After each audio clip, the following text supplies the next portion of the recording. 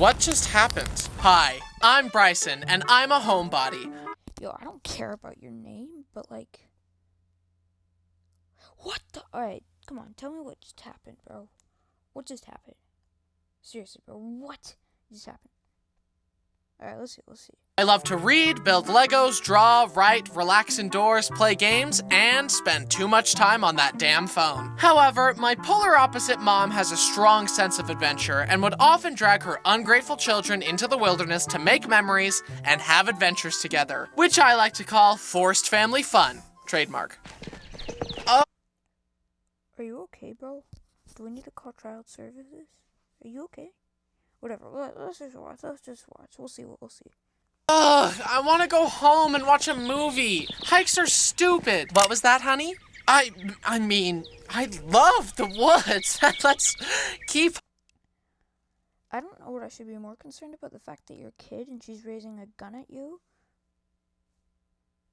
or the fact that you didn't get to watch a movie. Hiking. That's right, dear. I can't complain too much, though. We would use a camper on our family trips, so we weren't truly roughing it. It was definitely nicer than sleeping in a tent on the ground and ruining your back. Looks like they got you doing the easy camping, huh, Cupcake? I just got back from a 42-night camping trip in the mountains where I ate nothing but tree bark and slept on a tarp on top of sharp rocks and... Buddy, I don't care. ...pine cones, and then I hiked 50 miles every day. Okay. As a mandatory camping trip approached, Brody decided that it might be more fun if he invited the girl he had recently started dating. Hey, want to go out into the wilderness and be trapped in a cramped space with me and my rambunctious family for a week? And Jen made the insane decision to say yes because I guess she loves my brother? Again, insane. Is this worth it? The next night, we were playing a board game. Stop! I needed that one! You snooze, you lose. That's how the game goes. Wait, is that the last brownie? You had 2 and I only had 1! Let me have it! That's it! Then Brenner looked for a blunt object to attempt to bludgeon me with, as brothers often do. I'm gonna bet that that's his dad's, bro. Whatever. Well, let's just keep going.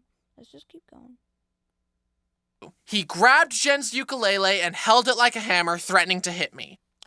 I'm not stupid. I got a ukulele and a guitar. And who says it's a ukulele? Whatever. Let's keep going. Imagine this. You're stranded in the wilderness with a family of tweakers and no cell service. And your boyfriend's dumb little brother is about to ruin one of your prized possessions. In that moment, Jen's sanity had finally had enough, and her soft-spoken, polite nature vanished. Brother! No! Put that down! No! That's when we knew she could handle anything Brody could throw at her. But could we handle everything this trip would throw at us?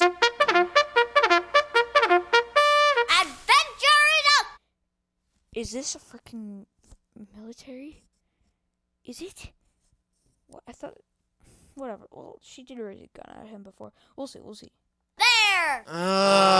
Mom dragged us out of bed to go on a freezing river hike. So, we rented these special skin-tight wetsuits that would conserve our body heat while hiking through the river. I hated hikes, but there was no getting out of a forced family fun adventure. So, I decided to make the most of it as we were hiking down. I discovered that the suit could hold air if I breathed into it, and I devised a plan to make it back down the river. Work smarter, not harder.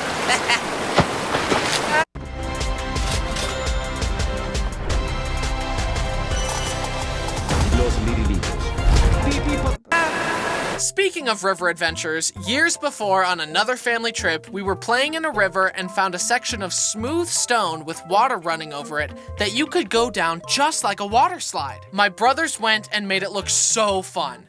Then it was my turn. As I started to slide, I got cold feet and tried to bail. I desperately grabbed at a rock, but the current was too strong. I couldn't pull myself up. The rushing water blasted at me until... At least everyone else had fun, because they were mocking me, like a loving family does. Fast forward years later, and we were enjoying a trip by the lake. Since we were discouraged from using our damn phones, Dad brought the next best thing, an RC boat. My brothers took turns racing it around, bumping it into each other, and making it go full speed into a wave, causing it to tumble across the water. You know, proper boat etiquette. I could just tell that my brothers were going to break the boat with how crazily they were driving it. I, however, was going to drive it carefully and responsibly like the well-adjusted young man I was. I was not going to engage in such juvenile, uncouth behavior. I kept the boat away from the waves and closer to the shore to keep it safe and secure, and despite driving it like a grandma, the propeller hit a rock and shattered. Dad, I'm so sorry. It's okay, son. We can still fix it. I don't feel that bad, though, because most of Dad's RC toys were killed by Dad's own poor judgment. I get at least one freebie. Time to drive this new fancy RC car right in front of all of the family dogs. Well, at least they can't reach the plane. God, got it! We walked out to the beach and set up some shade to just chill out at the lakeside for a while. I needed a place to leash Bo, but it was all just sand. Luckily, I thought ahead and brought a sand anchor. We screwed it into the ground and patted the sand down tight, and leashed the beast to it. Huzzah! Another obstacle conquered by the great Bryson's gift of foresight. We were having fun, swimming, playing spike ball, and flying kites, when suddenly Bo target locked on a family with a dog. Well, good thing he's leashed up. My foresight, however, did not account for this.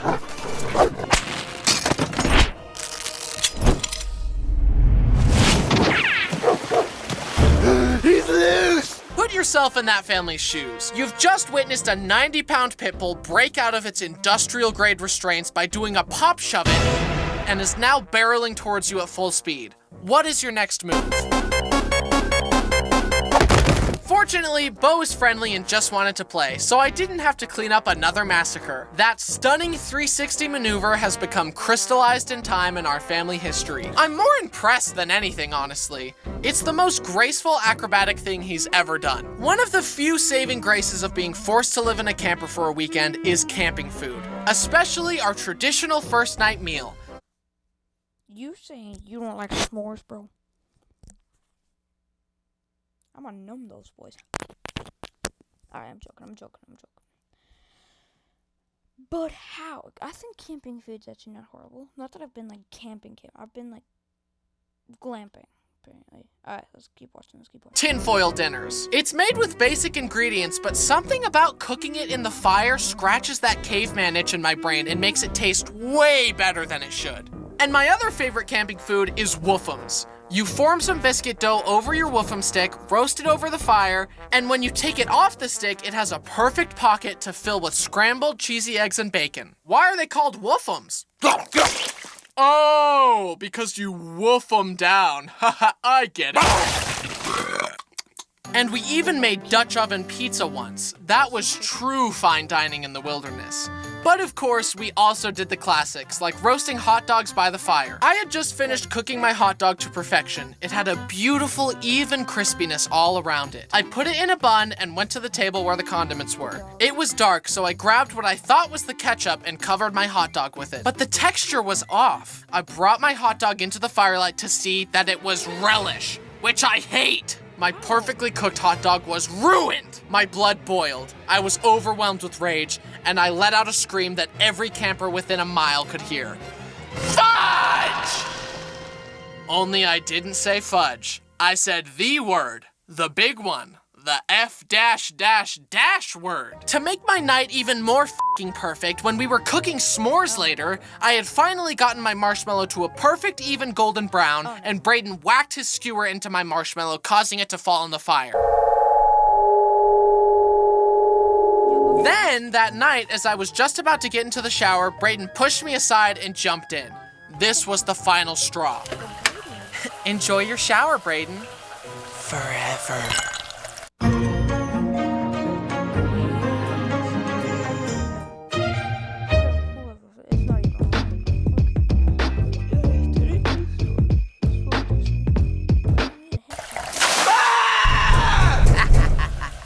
our next trip with our extended family, we all rented ATVs so we could tear up the sand dunes. Later in the day, Brody and I wanted to go on another excursion, but the big ATV was being used by my parents. So we asked to borrow our grandparents' ATV and they said yes. And off we went on an adventure. Now, I didn't know this, but this ATV was narrower than the bigger one I was used to. So I went to do a power slide just like I had done before, but since it was narrower, the ATV tipped on its side. As it tipped, Brody reached out, attempting to parry the earth itself and prevent us from tipping. His ego was damaged far more than his arm was. We tried our best, but we couldn't tip it right side up, and the sun was starting to set. We can't tip it, and it's getting dark, and we're gonna die and get eaten by coyotes. Coyotes are the least of your worries out on these dunes.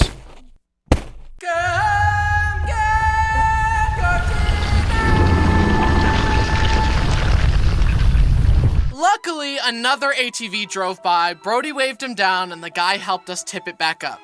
After that, I had lost my appetite for driving. My need for speed, one might say. So Brody drove us back to the campsite and told everyone what happened. And everyone made fun of me, like a loving family does. For the next trip, we were gonna... I'm surprised that it would start right up like that. Like, that's hard. Like, dirt bikes can't do that, quads can't do that.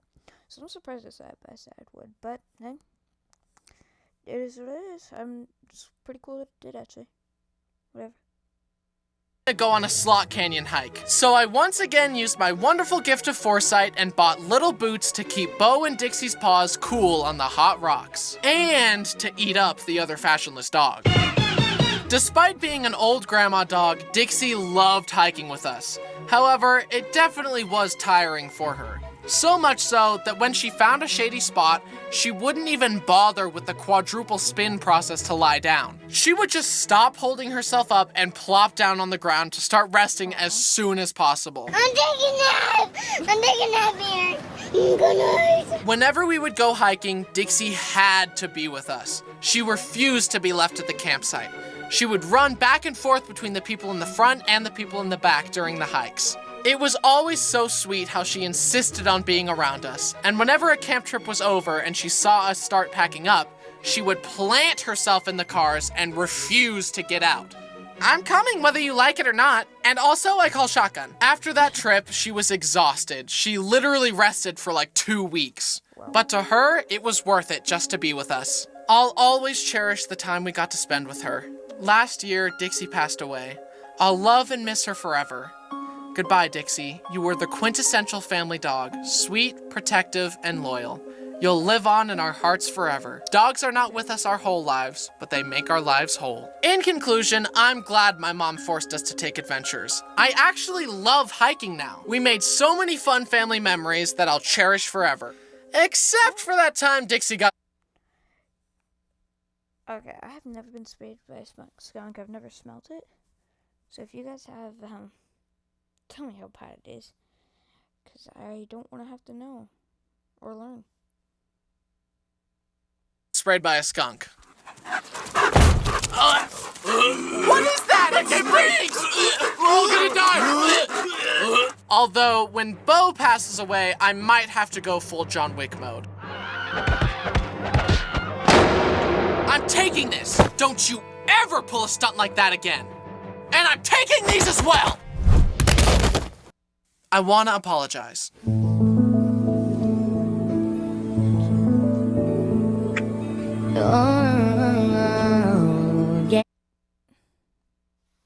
Alright, see y'all later. Bye.